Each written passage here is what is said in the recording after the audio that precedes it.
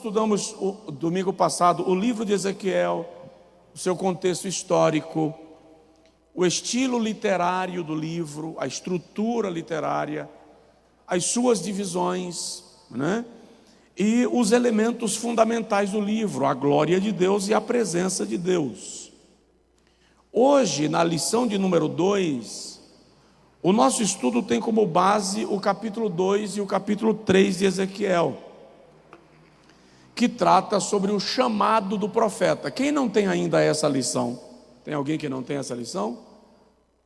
Se o irmão ou a irmã desejar adquirir, nós ainda temos ali no balcão da diaconia, tá bom? O valor dessa lição é o valor que a editora nos passa. A gente não agrega nenhum valor superior a isto. Então, mas adquira, que é muito importante. Inclusive, se o irmão não adquiriu para o seu filho, que é criança, adquira para o adolescente, porque ele vai estudar o mesmo conteúdo que os pais estão estudando. Então, nós podemos dizer, a base, a guisa de introdução, que o capítulo 1 de Ezequiel é a preparação para o chamado do profeta.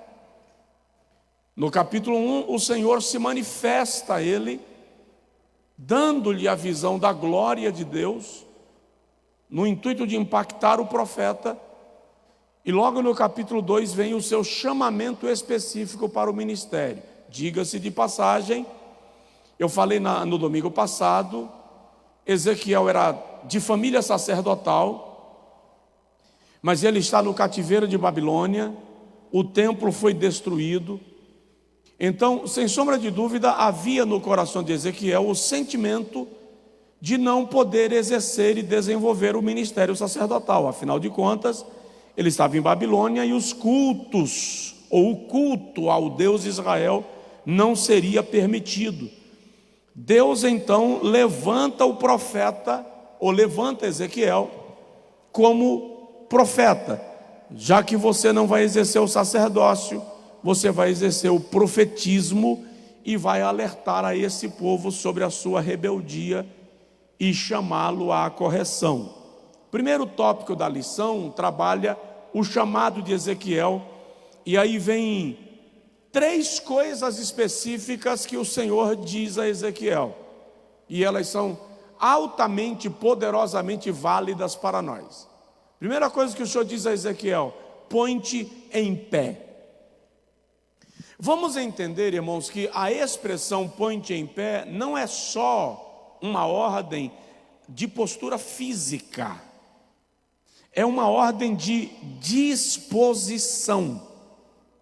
Ela se refere à continência. Por exemplo, todas as vezes que uma autoridade superior chega no ambiente, a lei do protocolo diz que os presentes devem se levantar.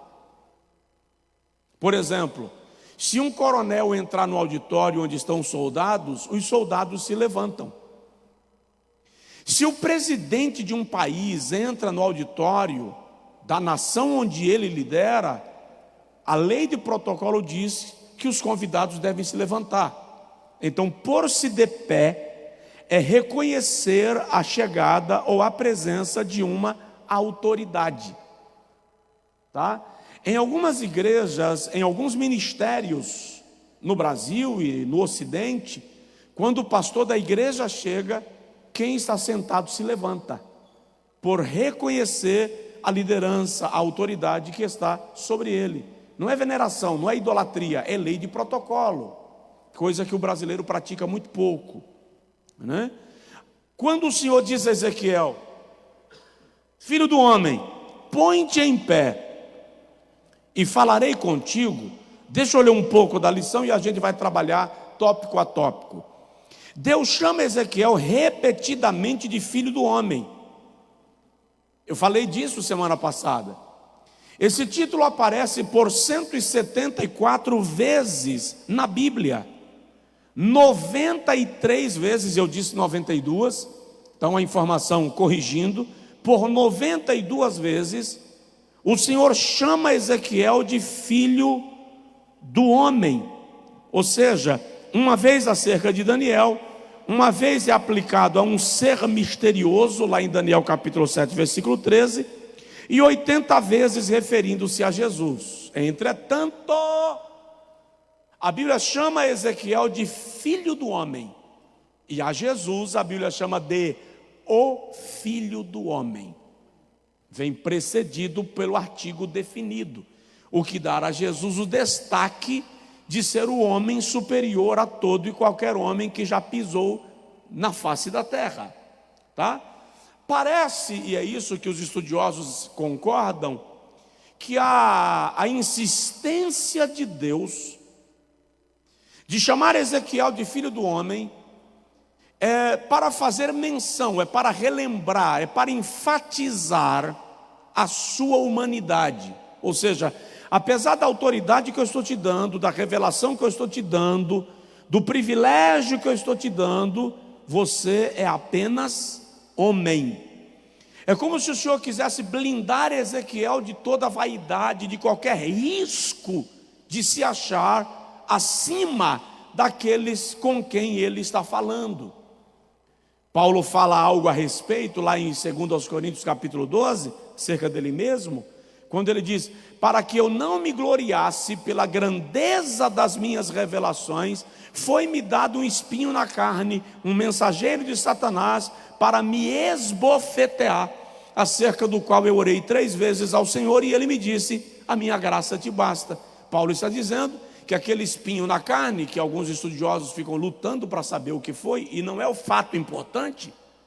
O fato importante é que Deus estava colocando um freio no apóstolo Paulo, para que, pela grandeza do seu ministério, ele não se sentisse maior do que realmente é. Eu me lembro agora de um homem, uma das maiores autoridades, espiritualmente falando, dos Estados Unidos da América no século passado, pastor David Wilkerson. Ele era considerado o profeta do século 20. Quando David Wilkerson abria a boca para profetizar, o presidente americano parava para ouvir.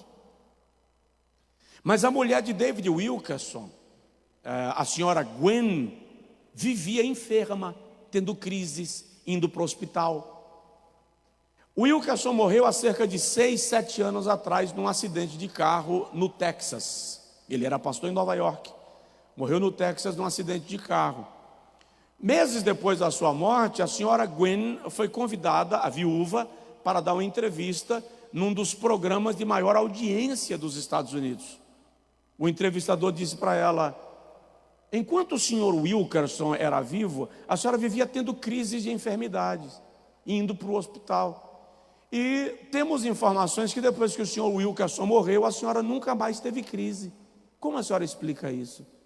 Ela disse: Deus usava as minhas crises para manter o meu marido de joelhos. Então Deus sempre mantém algo para fazer aquele que foi chamado se lembrar da sua humanidade. Quando ele se esquece da sua humanidade, ele começa a tratar os seus pares, os seus liderados, como se ele fosse ser superior. Essa é a ideia que os intérpretes têm de Deus tantas vezes repetir para Ezequiel: filho do homem, filho do homem. Ao longo desse trimestre, os irmãos vão ver que Deus dá a Ezequiel, lá no ano 593 a.C., visões que não se cumpriram até hoje. Então Ezequiel tem visão de um futuro distante. Seria normal, ele viu querubins, ele viu o próprio soberano assentado sobre o trono. Seria até normal Ezequiel se inflar. Então o Senhor diz assim: lembra, você nada mais é do que homem. Aí a ordem do Senhor é: põe-te em pé. É um chamado à disposição. É um chamado a quem está disponível para servir. Prontidão. E ele me pôs de pé, diz Ezequiel, capítulo 2, deixa eu abrir aqui que o texto fechou. E disse-me: filho do homem, põe-te em pé e falarei contigo. Te dispõe. E eu vou falar com você. Aí Ezequiel diz: e o Espírito entrou em mim. A expressão hebraica aqui, ruach, dá a ideia de vento, espírito, vida, uma representação do próprio Deus se manifestando em Ezequiel para lhe colocar de pé. O que é interessante, o Senhor diz: põe-te em pé, e o Espírito entra em Ezequiel para lhe levantar. Por quê? Porque até para se pôr de pé para o serviço de Deus, não somos nós sozinhos, ou por conta própria. Veja o capítulo 2, versículo 2. Então entrou em mim o Espírito quando falava comigo e me pôs de pé. Então ele diz: põe-te em pé, e o Espírito vai e o levanta. Por quê, irmãos? Porque a obra de Deus é realizada, eu vou usar essa expressão, num formato de parceria. Deus trabalhando com o homem trabalhando para Deus. Não é a capacidade do homem operando sozinho para dizer: eu consegui, eu sou um homem de oração, eu sou um homem usado por Deus. Tudo em nós é o resultado da ação do Espírito Santo, nos colocando na posição que o Senhor deseja que nós estamos. Aí o comentarista pega esse último parágrafo desse tópico para falar do chamamento de Deus para nós, o chamado missionário, né? Ezequiel não se encontra com Deus, é Deus que vai ao seu encontro e o comissiona. Devemos guardar isso no coração. Deus nunca desperdiça gente disponível. Eu só substituiria o disponível por disposta, porque disponibilidade e disposição são coisas diferentes. Tem gente que tem disponibilidade e não tem disposição. E tem gente que não tem disponibilidade, mas tem disposição. E aí você encontra pessoas super ocupadas, encontrando um momento para fazer alguma coisa para Deus. Não é verdade? E você encontra gente com o tempo livre, não fazendo nada. Aí lá na frente vai dizer assim: ah, se ainda desse tempo, ah, se eu ainda tivesse saúde, ah, se eu ainda tivesse condição de fazer. Então, Deus não desperdiça gente com disposição.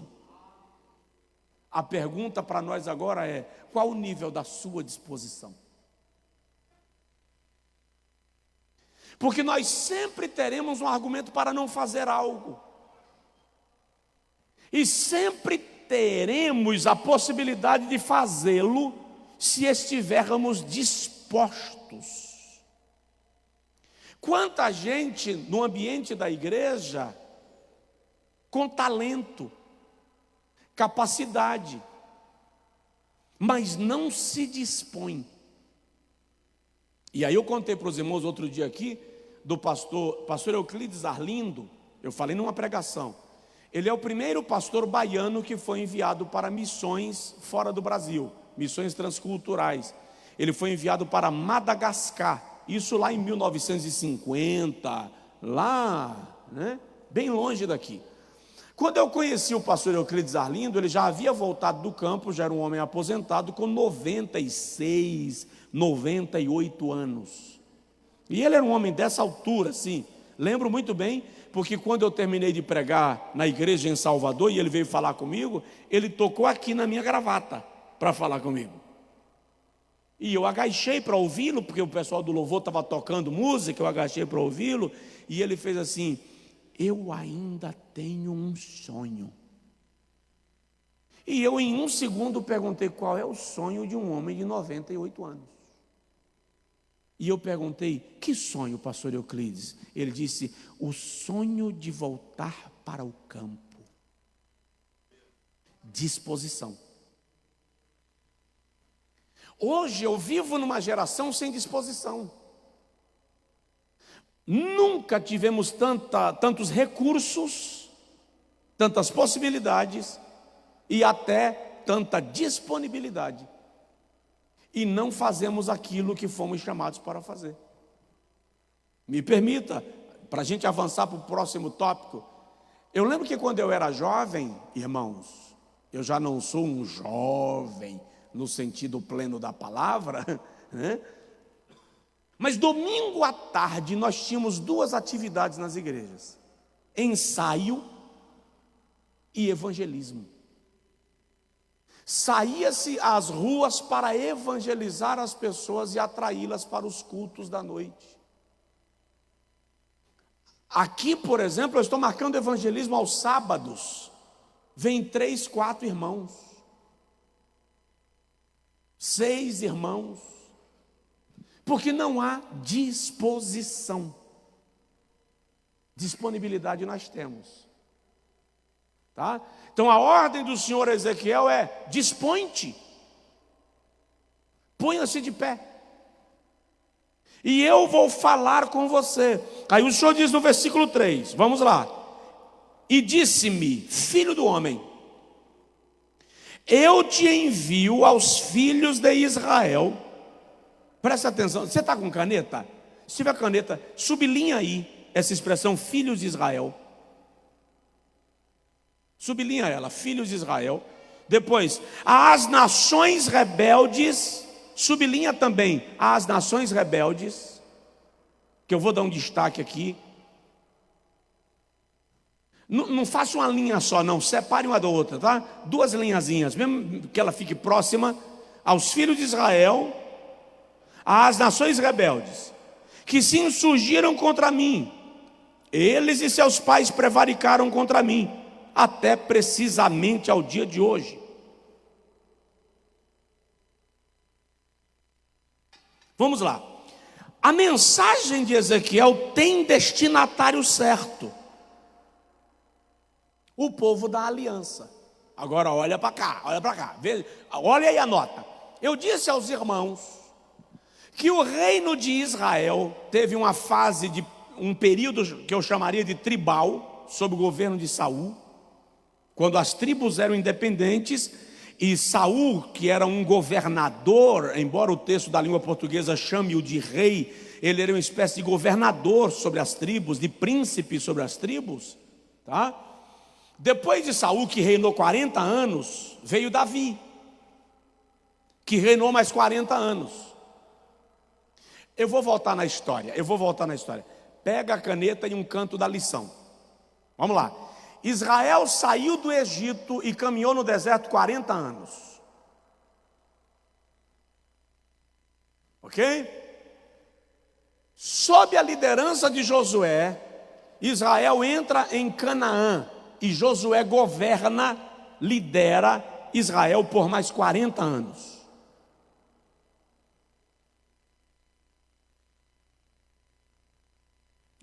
Depois do período de Josué, isso aqui é uma cronologia da história de Israel, rapidinho. Depois do período de Josué, a gente entra no chamado período dos juízes. O período dos juízes, sem contar Eli e Samuel,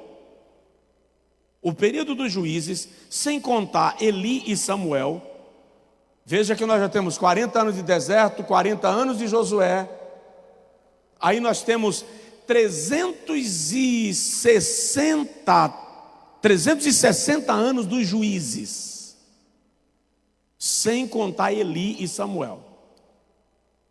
Se nós contarmos Eli e Samuel, coloca mais 40 anos de cada um. Estão lá. Se contarmos Eli e Samuel, temos mais 40 anos, 440 anos, portanto. Então nós estamos aí, para os irmãos se situar em que tempo estamos. Quantos anos temos do Êxodo? Então, Israel saiu do Egito, 40 anos do deserto, 40 anos de Josué, 80. Mais 360 dos juízes, 440. Mais 80 de Eli e Samuel, 520 anos do Êxodo. Porque às vezes a gente lê a Bíblia e pensa que as coisas estão tudo ali pertinho uma da outra, os acontecimentos. Tá? 520 anos do Êxodo, Saul começa a governar. Saul governa 40 anos. Então chegamos a 580 anos do Êxodo. Davi governa 40 anos. 620 anos do Êxodo. Salomão governa 40 anos. 660 anos do Êxodo. Estamos acima da metade de um milênio, do Êxodo até o governo de Salomão. Aqui nesse período de Davi e Salomão, a história chama de reino unificado. Está dando para entender? Reino unificado. Quando Salomão morre e o seu filho Jeroboão começa a reinar, acontece uma divisão. Jeroboão, que não é o mesmo Roboão, tá? Jeroboão cria uma rebelião por causa da dureza e da inflexibilidade de Roboão. Então o reino dividiu. Aí nós temos reino do norte, 10 tribos, que é Israel. E reino do sul, 2 tribos, que é Judá. Quando você lê o Antigo Testamento, você precisa perceber essa colocação. É por isso que eu estou dando essa informação. Samaria passou a ser a capital do reino do norte, que é chamado de Israel. Jerusalém é a capital do reino do sul, que é chamado de Judá. Ok? Agora observe. 720 a 715 antes de Cristo.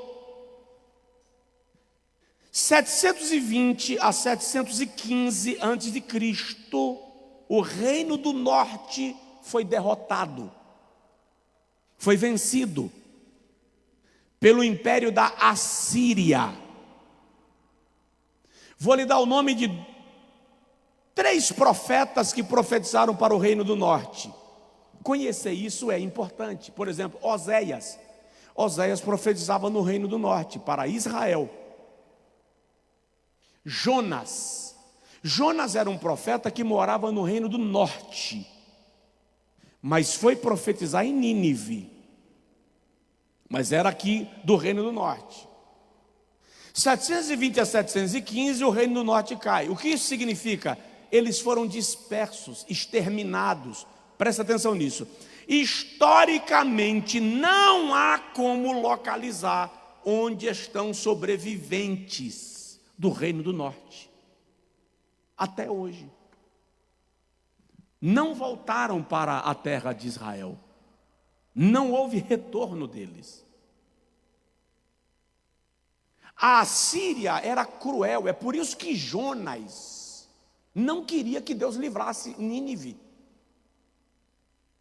Porque Nínive era a capital da Síria, a Síria está marchando em direção a Israel, vem esmagando as nações da terra. A Síria era terrível, só para você ter uma noção.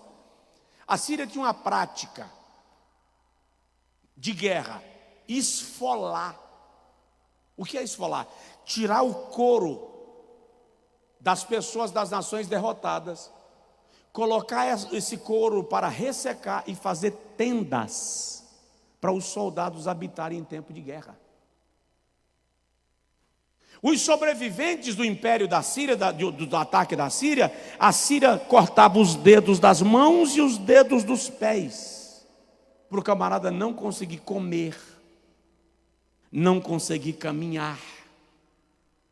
Então quem não era morto era condenado a morrer à míngua, tamanha a tirania. Quando Deus diz a Jonas, vai lá e profetiza contra Nínive, Jonas diz, eu? Os caras estão vindo para derrotar a minha cidade, eu vou lá profetizar para eles, o Senhor vai salvar eles? E depois eles vêm e atacam. Não, na verdade Jonas é um herói nacional, gente. Quando a gente não conhece o contexto, a gente fica aqui condenando Jonas. Mas qualquer um de nós aqui faria o que Jonas fez. Só que Deus tem outro pensamento sobre Nínive. E aí ele leva Jonas para lá. 715 a 720. Se passam 100 anos e Judá está de pé. Ezequiel é de Judá. Ezequiel, Daniel, Ananias, Azarias. Isaías é do reino do sul.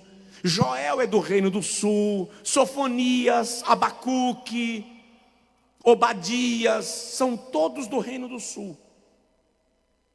Todos eles profetizaram que Deus ia castigar Judá como castigou Israel. Só que Judá não acreditava que isso poderia acontecer. Por quê? Porque eles diziam: o templo está em Jerusalém, Deus não vai permitir ninguém tocar no templo. O templo acabou virando um amuleto para eles. Entende? Então, quando em 606, eu já lhe permito falar, quando em 606 Deus permite Babilônia cercar Jerusalém, em 598 Deus permite Babilônia entrar em Jerusalém, depor o rei e estabelecer um vassalo. Em 586 Deus permite Babilônia destruir Jerusalém, botar fogo no templo, destruir as muralhas de Jerusalém.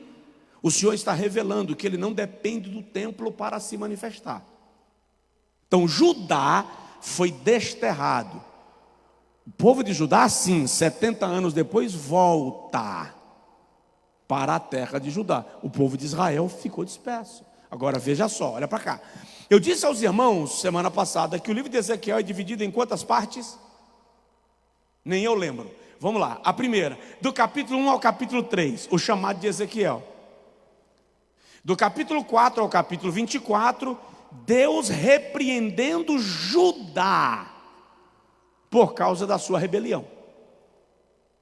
Do capítulo 25 ao capítulo 32, Deus repreendendo as nações rebeldes ao redor de Judá.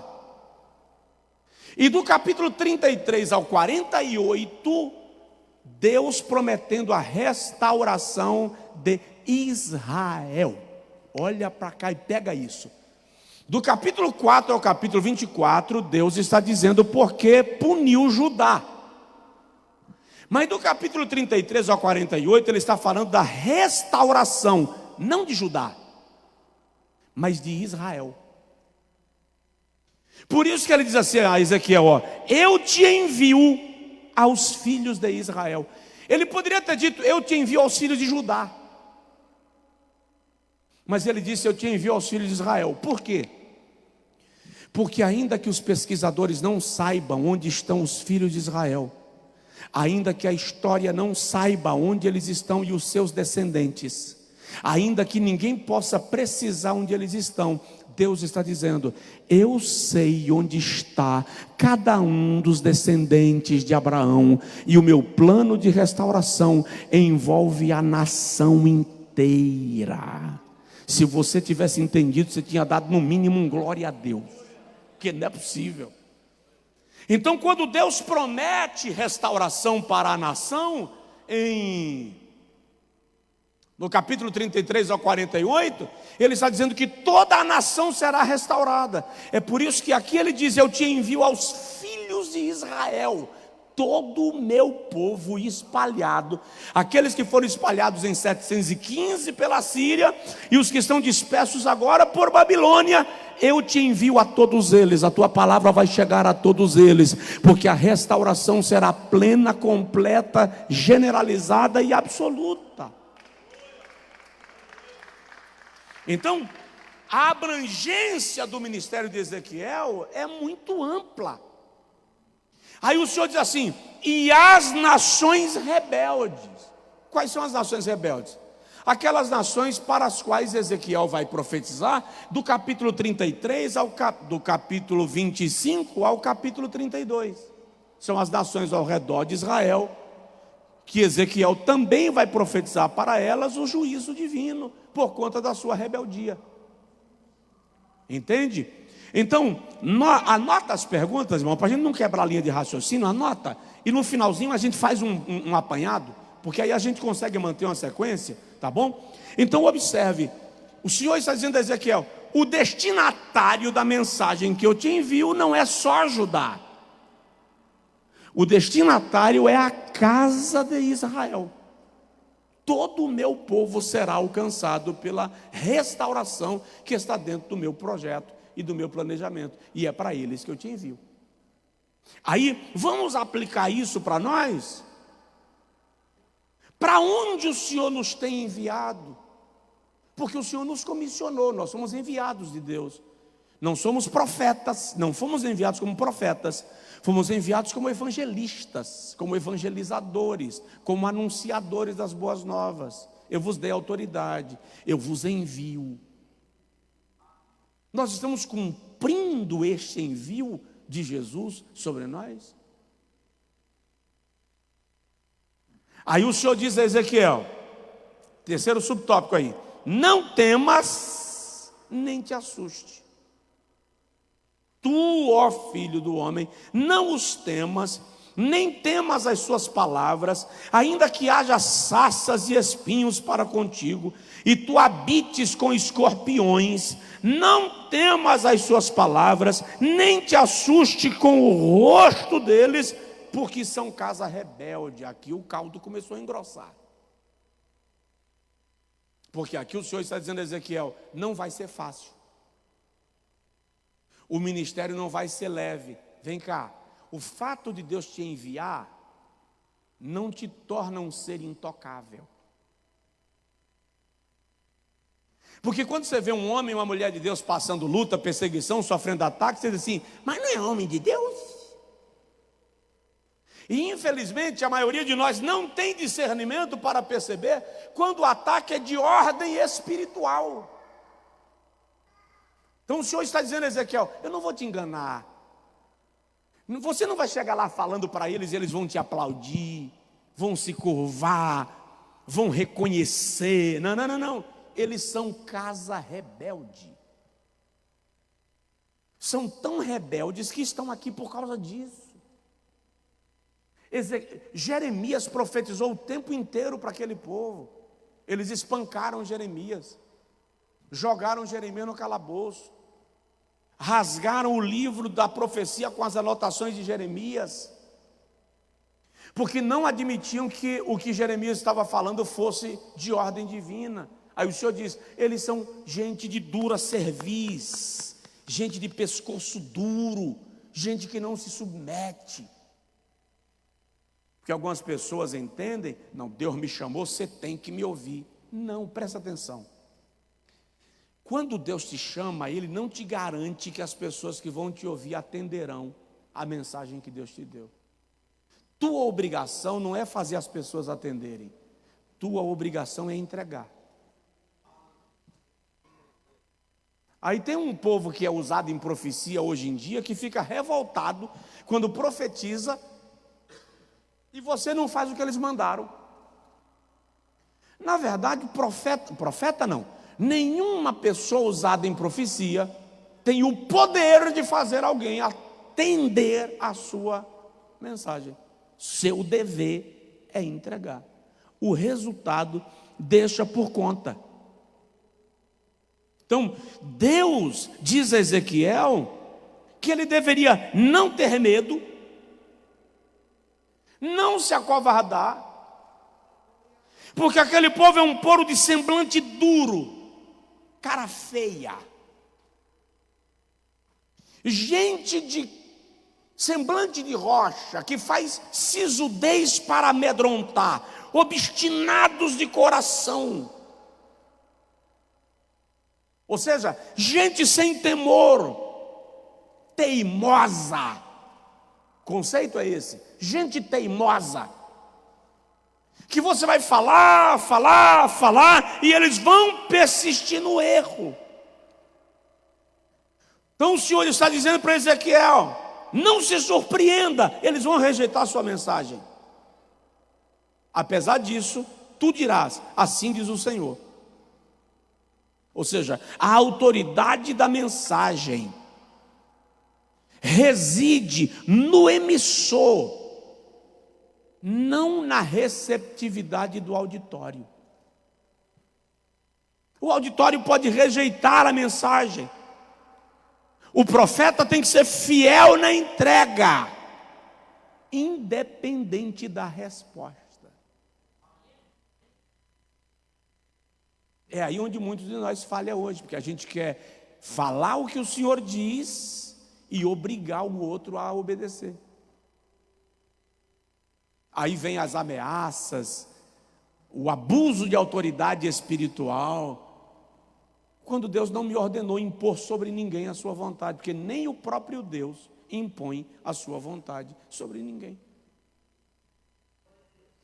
Agora, fato de Deus te chamar não significa que as pessoas vão simplesmente te aplaudir.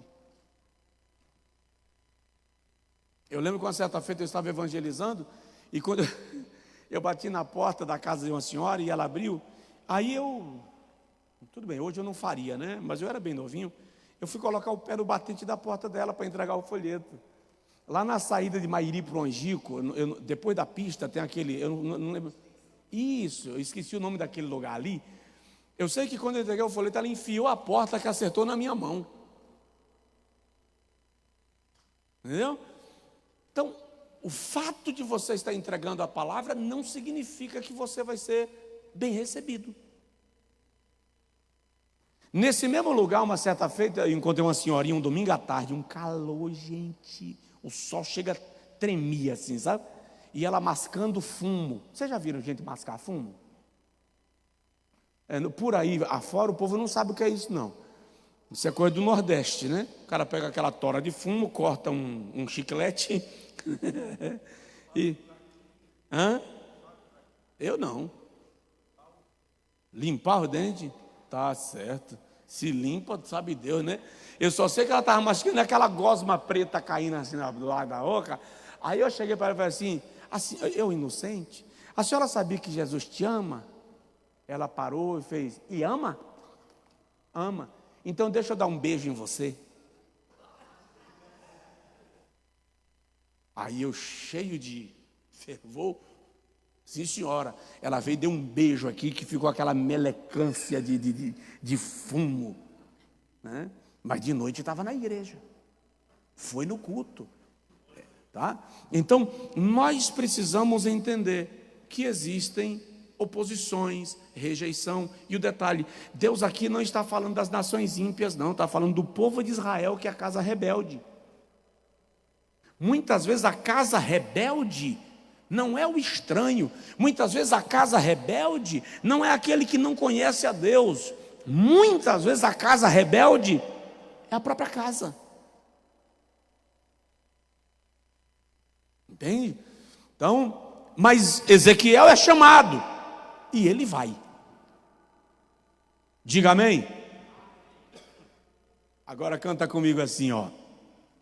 Se Cristo comigo vai, eu irei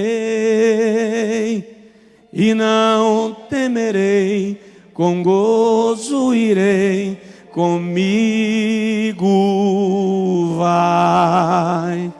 É grato servir a Jesus, levar a cruz. Se Cristo comigo vai, eu irei.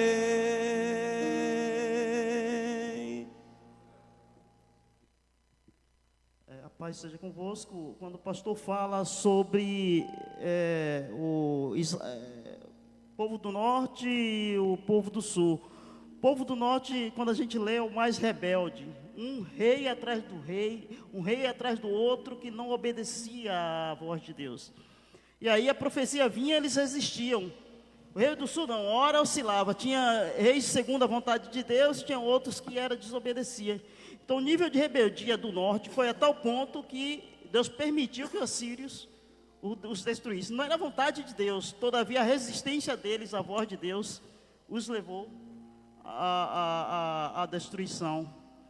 Quando o pastor falou sobre o rei do norte, que eu queria só acrescentar sobre isso mesmo. Sim, fato. Tanto é que o reino do norte surgiu sob o domínio da idolatria, né?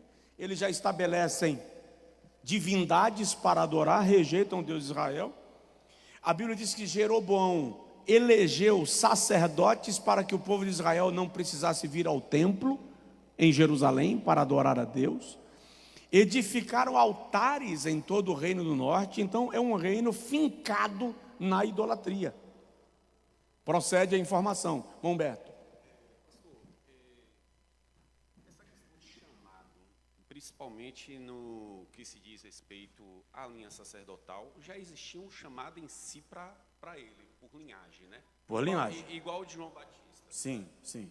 E essa mudança de função nesse chamado, de sacerdote que faz sacrifício para um profeta que traz juízo, o senhor poderia... Porque se repete na Bíblia, e eu estou comparando Ezequiel a João Batista, né? Aham. Sendo que os pais são um pouquinho diferentes, porque Buzi, né? A palavra Buzi refere-se a desprezado, o meu desprezo, e era o pai de Ezequiel, talvez refletindo a antiga linhagem sacerdotal daquela época que estava em decadência. No caso aí... Pode falar que eu estou ouvindo. Ok. No caso, Deus levanta Ezequiel nesse contexto para profeta, porque não, de certa forma não era mais necessário ali a questão do sacrifício, o sacrifício não estava sendo aceito. Na verdade, como eles estavam no cativeiro, Babilônia não permitia que as nações cultuassem seus deuses, os deuses das suas nações, né? Tinha que cultuar os deuses babilônicos, ou babilônios. Então, Ezequiel não poderia ser sacerdote do culto judaico, porque estava suspenso o culto. Seu sacerdócio, portanto, estava interrompido. Vamos usar essa expressão. Deus encontra em Ezequiel aquele que ele precisa para... Não pode exercer o sacerdócio, mas vai exercer o profetismo. Mas o paralelo que você fez de Ezequiel com João Batista é bem interessante, embora o contexto seja diferente, né? A gente sabe que João Batista não exerceu o sacerdócio, entre outras razões, porque nos dias de João Batista o sacerdócio estava vendido, né? Roma dominava, e nos dias de João Batista o sacerdócio havia se tornado um cargo político. Deixou de ser um cargo por linhagem e se tornou um cargo político. Obrigado, Imorial Mar, como Deus usa, né? Nos dias de Ezequiel, na verdade, o sacerdócio está interrompido. Ele não pode oferecer sacrifício, inclusive seria passível de pena de morte. Babilônia não aceitava. Tanto é que os nomes deles, inclusive eram mudados. É o caso de Daniel, Ananias, Misael, Azarias, que são nomes que aportam para os deuses de Babilônia. Deus, o que nós compreendemos com base aqui no primeiro tópico, inclusive, é que Deus encontra Ezequiel disposto, né? O autor usa o termo disponível, mas Deus encontra ele disposto. Muito provavelmente o coração de Ezequiel estava inquieto por não poder fazer nada, e Deus usa justamente corações inquietos. É naquilo que você se inquieta que Deus te convoca. Então o que ele faz é uma transição, porque para Deus o que importa agora, Ezequiel, é você ser-me útil dentro dessa realidade que Judá está vivendo. E o Senhor levanta Ezequiel como profeta, já que como sacerdote ele não podia. O que é interessante nisso, que pouca gente entende, é que é incrível, Deus podia ter dito a Ezequiel, apesar de Babilônia impedir, vá lá e ofereça sacrifícios. Deus não faz isso, porque tem gente que acha hoje que obedecer às leis é ridículo, é negar a fé. E o que Deus está dizendo a Ezequiel não é negue a fé, vou te usar dentro da realidade que você tem. Deus cria um cenário e usa Ezequiel dentro da realidade que ele tem.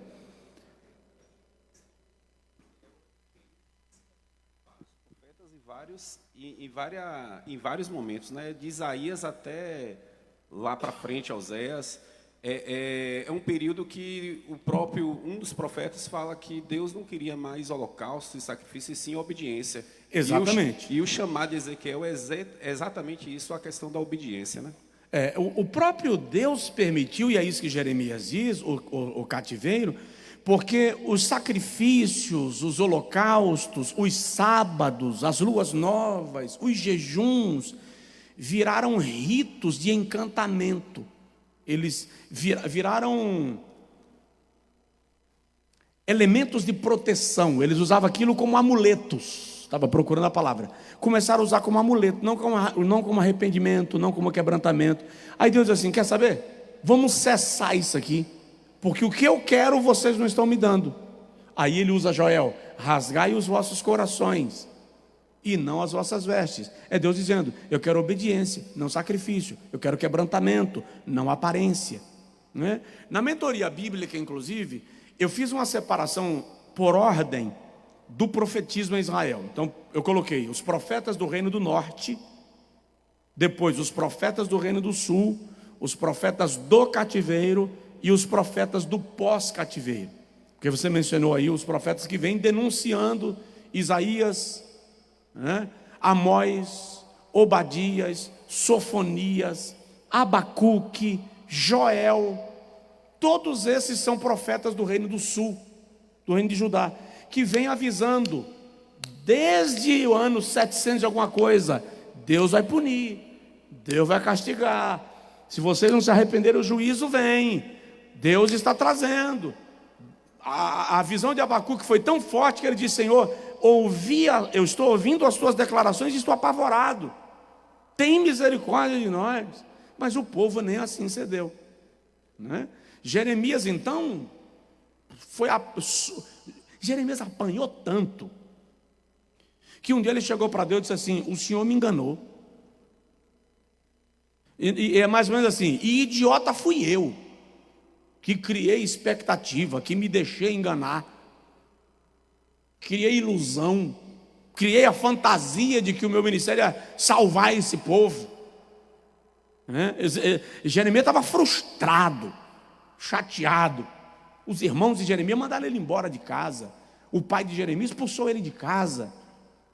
Isaías, por causa das suas profecias, foi morto pelo próprio povo. Seguraram Isaías, uns seguraram pelas mãos, outros seguraram pelos pés, e alguém veio com um serrote e dividiu Isaías ao meio por causa da sua profecia. E aí a gente vê que exercer o ministério com fidedignidade, não é só fidelidade, fidedignidade, é sofrível. O indivíduo padece. Aí o Senhor diz a Ezequiel: mas não tenha medo. Agora, olha bem nos meus olhos verdes. Quem não teria medo aí? Levanta a mão. Ezequiel sabia qual foi o fim de Jeremias. Ezequiel sabia qual foi o fim de Isaías. Ezequiel sabia do que esse povo era capaz. E o Deus ainda vem dizer assim: eles são casa rebelde. Os sacerdotes... Ser sacerdote era elite, porque a classe sacerdotal era uma classe elitizada. Já a classe dos profetas era uma classe mais vista porque cada rei tinha seu profeta, contratava seu profeta, pagava seu profeta. Lembra de Acabe, que tinha os seus profetas? Todos os profetas de Acabe diziam: pode ir na guerra que Deus vai lhe dar vitória. Aí Josafá diz assim: não tem porventura algum profeta que não coma na tua mesa? Aí alguém disse: tem Micaías, que mora aqui perto. Josafá disse: manda chamar. Aí Acabe diz: eu não gosto de Micaías, porque ele só profetiza contra mim. Aí o mensageiro chega lá e diz assim: olha, todos os profetas estão falando favorável ao rei. Vê se tu, chegando lá, fazes a mesma coisa. Micaías diz assim: em verdade, é a única vez no Antigo Testamento que essa expressão comum do Novo Testamento é usada lá no Antigo. Em verdade, te digo que tudo que o Senhor me disser, isto eu falarei. Aí deu ruim. Sim.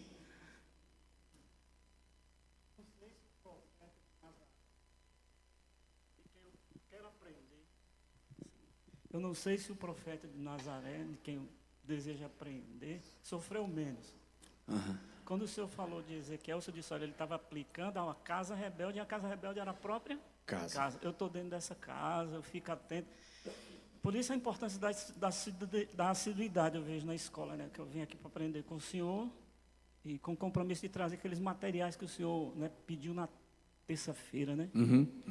Então, qual é a pedagogia, o que é que o senhor tem para aplicar a mim, para não perder a disposição, para manter a assiduidade, para não ser um aluno desobediente, segundo o contexto aqui, porque eu estou aqui dentro. Mas, às vezes, existem alguns processos e a gente se parte, a gente se fere, dói, e a gente desanima. E eu quero Vamos lá. uma nova unção. A pergunta do irmão Milton, né? Milton. A pergunta do irmão Milton, a gente entra agora no segundo tópico. E o segundo tópico responde. Deus traz, nós temos aí 20 minutos, tá?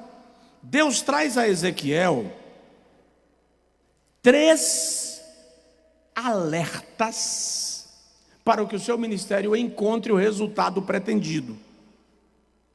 A vontade de Deus vai levar Ezequiel ao ambiente onde ele vai exercer seu ministério. A graça de Deus vai capacitá-lo para o exercício desse ministério. Aí o Senhor diz a Ezequiel 3 coisas. A primeira é uma advertência, capítulo 2, versículo 8. Tu, pois, ó filho do homem, ouve o que eu te digo, e não te insurjas como a casa rebelde. Abre a boca e come o que eu te dou. Ou seja, antes de receber a mensagem, Deus dá um alerta a Ezequiel. Não se torne rebelde como eles. Não se deixe ser atingido pelo mesmo veneno. O que Deus está dizendo a Ezequiel é: se você deseja obedecer a minha voz, não tome o padrão deles como modelo. É a mesma expressão, e a gente volta para a lição, de Paulo em Romanos 12, versículo 2. E não vos conformeis. Eu tenho ouvido gente pregando que quando a Bíblia diz não vos conformeis, não cruze os braços, não se acomode, você tem que denunciar, você tem que apontar o pecado. Não vos conformeis ali não se torne conforme. Não se torne igual, não se deixe formatar, não adote o padrão de vida deles. Então, quando Deus diz a Ezequiel, não sejas rebelde, Ele está dizendo, vigia para que você, só porque está no meio deles, não incorra nos mesmos erros que eles. Se posicione. Aceite ser contramão. Aceite ser chato. Aceite passar por ridículo. Pergunto, é simples? No romantismo evangelicalizado mas na prática, viver diferente é um desafio. É tão desafiador viver diferente, que o povo de Judá em 70 anos adotou todas as práticas da idolatria de Babilônia. Tanto que quando eles voltam do cativeiro, eles começam a dizer, profeta Malaquias, nós servimos a Deus em vão, não vale a pena servir a Deus. Porque os ímpios lá, adoram a outros deuses e prosperam, e nós estamos aqui servindo a Deus e passando necessidade. Aí Deus diz assim, naquele dia que eu vos visitar, eu vos purificarei, como ourives que purifica o ouro, e como especialista que purifica e refina a prata.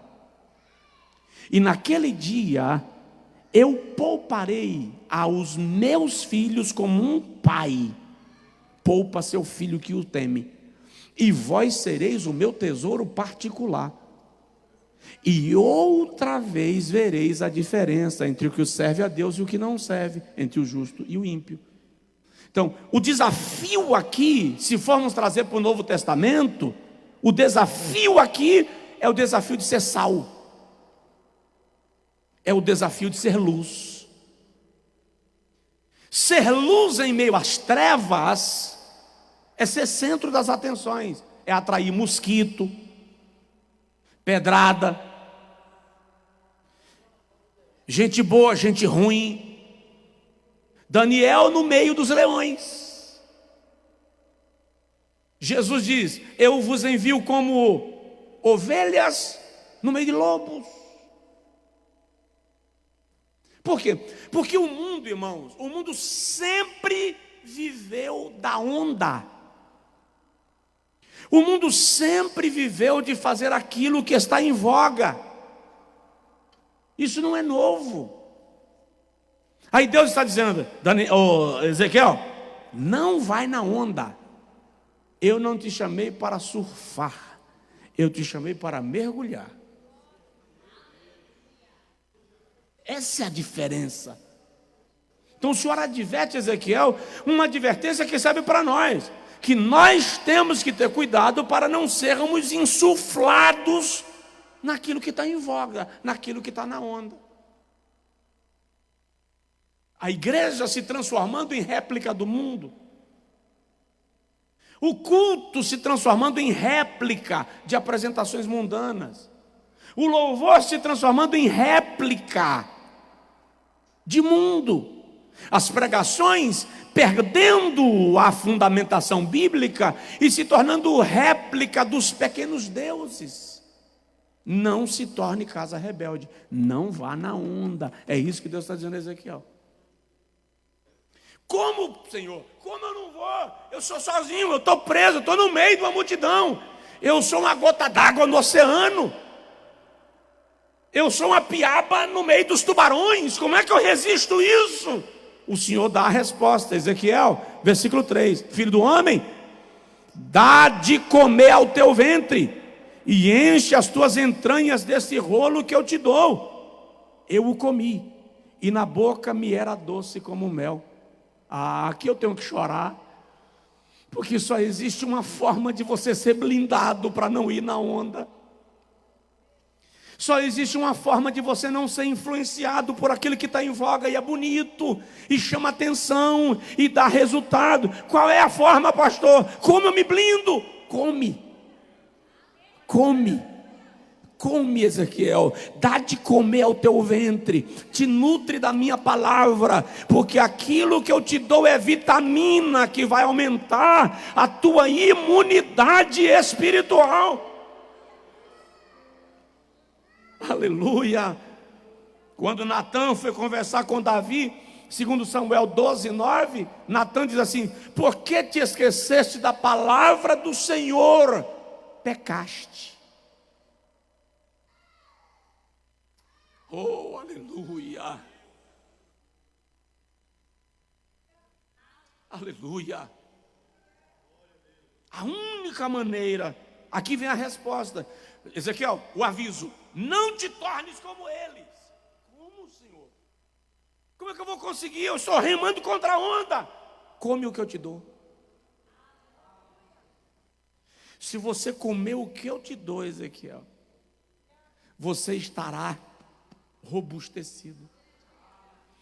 Irmãos, por que é que Satanás tem tanto interesse que a igreja se afaste da palavra? Eu disse outro dia e eu vou repetir sem medo de erro: pastores e pregadores que deixam de ensinar a Bíblia, ou que ensinam a Bíblia de maneira distorcida, prestam um serviço para Satanás. E o pior, o púlpito está cheio de servos do diabo, afastando a igreja da palavra de Deus, usando a palavra para afastar as pessoas da palavra. Porque o que imuniza a igreja, o que blinda a igreja, o que protege a igreja é a palavra. William Tyndale, a pronúncia é essa.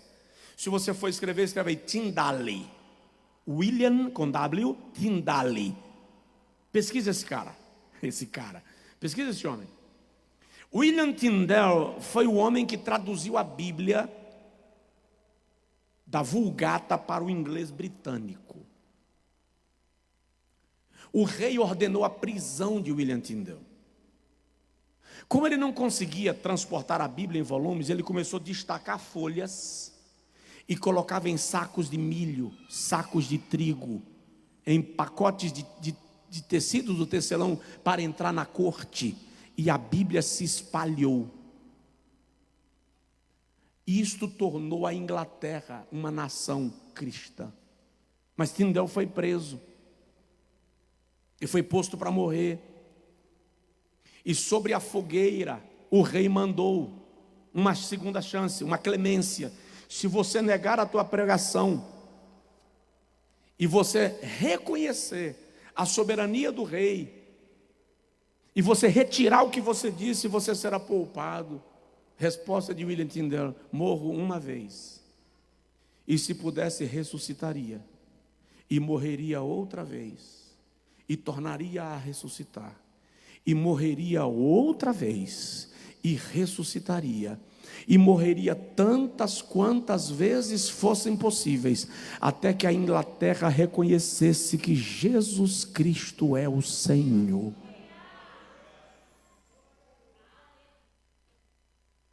Ô, irmão, eu vou fazer o apelo para a gente aceitar Jesus como Salvador de novo.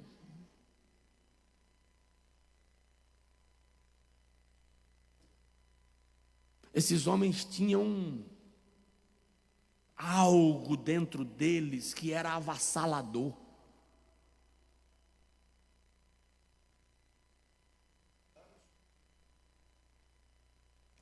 Eles mudaram a história do mundo. A eles se aplica a expressão do escritor aos Hebreus: homens dos quais o mundo não era digno. Vamos encerrar. Aí o Senhor diz a Ezequiel, depois que ele come o livro está dentro dele, ele recebe a robustez. O Senhor traz para ele uma autorização: eia, pois, vai aos do cativeiro, aos filhos do teu povo, e quer ouçam, quer deixem de ouvir, fala a eles e dize-lhes: assim diz o Senhor Deus. Não se preocupe se eles vão ouvir, não se preocupe se eles vão receber, não se preocupe se eles vão obedecer. Fala.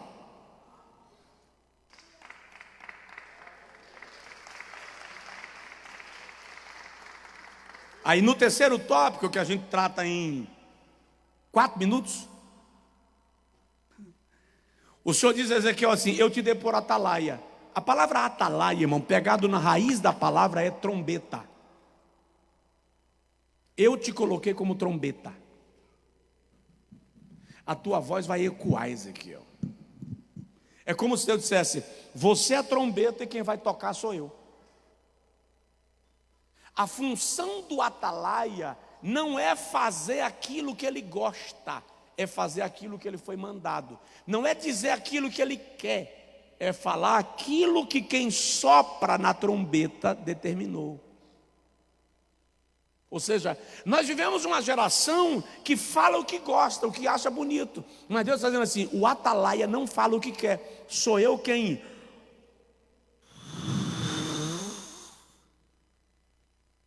vai falar o que eu colocar dentro de você. É isso que Deus está dizendo. Quer não, quer ouçam, quer deixem de ouvir. Ou seja, quer obedeçam, quer não, vão ouvir o toque da minha trombeta. Deus te colocou como trombeta. Aí vem um peso de responsabilidade sobre Ezequiel que a gente termina. Deus diz assim: olha, Ezequiel, quando eu te mandar falar para o ímpio, para o perverso, certamente morrerás, se tu não avisares e nada disseres para o advertir do mau caminho, para lhe salvar a vida, e esse perverso morrer na sua iniquidade, porque você não falou que eu te mandei, o seu sangue eu requererei de ti. Não, é interessante. Ó, Ezequiel, eu estou te mandando para o meio de uma casa rebelde. O povo é ruim. O povo é duro, o povo é teimoso. Vão te receber com a cara feia. Vão te ameaçar porque eles são escorpiões. Mas se eu te mandar falar e você não falar, e o cara morrer na rebeldia dele só porque você não falou, eu vou cobrar de você. Você já parou para analisar que é diferente de tudo que a gente está vivendo hoje? Esse cristianismozinho de vitrine. Se eu te mandar falar e você não falar, Ezequiel, eu vou acabar de você. A responsabilidade do atalaia é muito grande. Porque ele é um emissor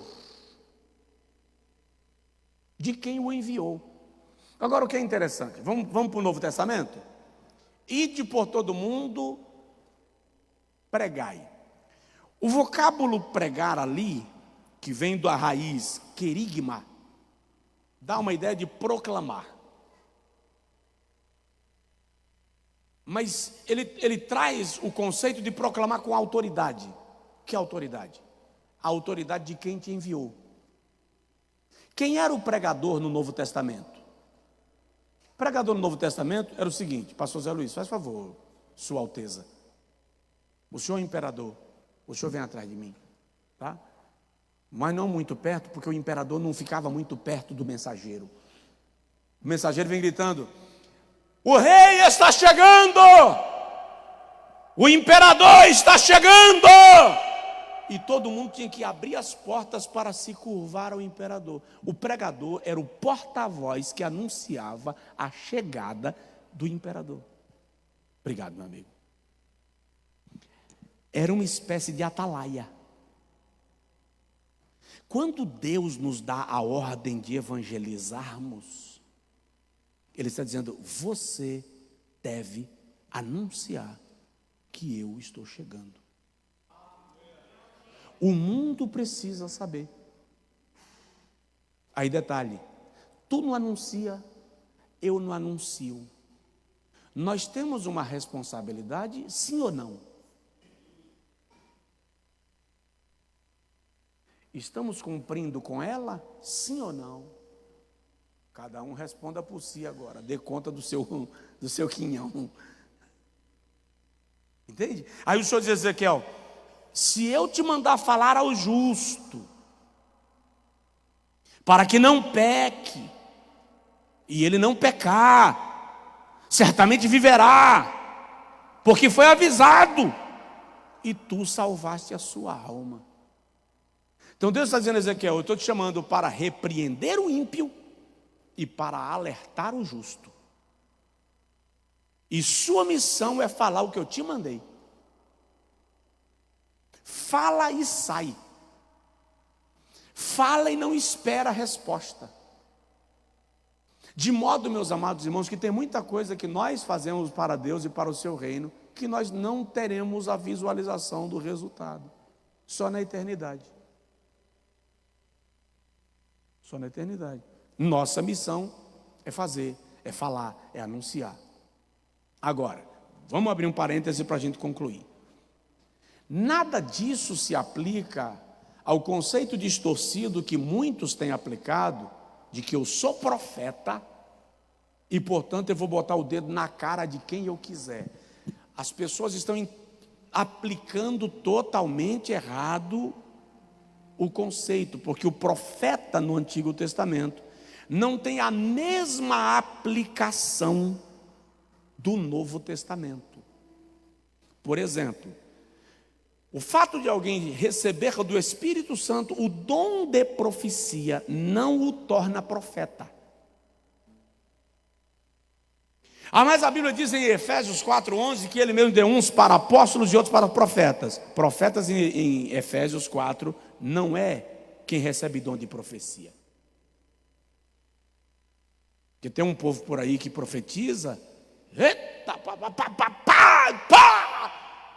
sou profeta. Não. Para com isso. O dom é do Espírito Santo.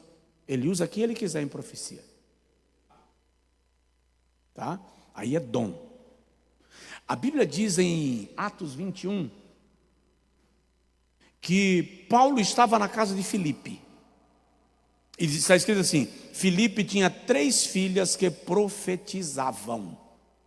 Aí diz: e chegando o profeta Ágabo. Não diz que elas eram profetisas, diz que elas profetizavam. Mas de Ágabo, não diz que chegou aquele que profetizava, diz que chegou o profeta. E as pessoas estão usando o título de profeta hoje, ou estão usando o termo profeta como título. E não é um título. Irmão, o problema todo é que nós temos uma geração nós temos um conjunto de desprovimento de conhecimento bíblico, somado com vaidade, porque é uma vaidade tão burra, tomando conta dos homens de Deus, das mulheres de Deus, que é uma coisa de doido. Chega a ser assustador. A vaidade que impera na igreja brasileira, na liderança brasileira. Honra não é veneração.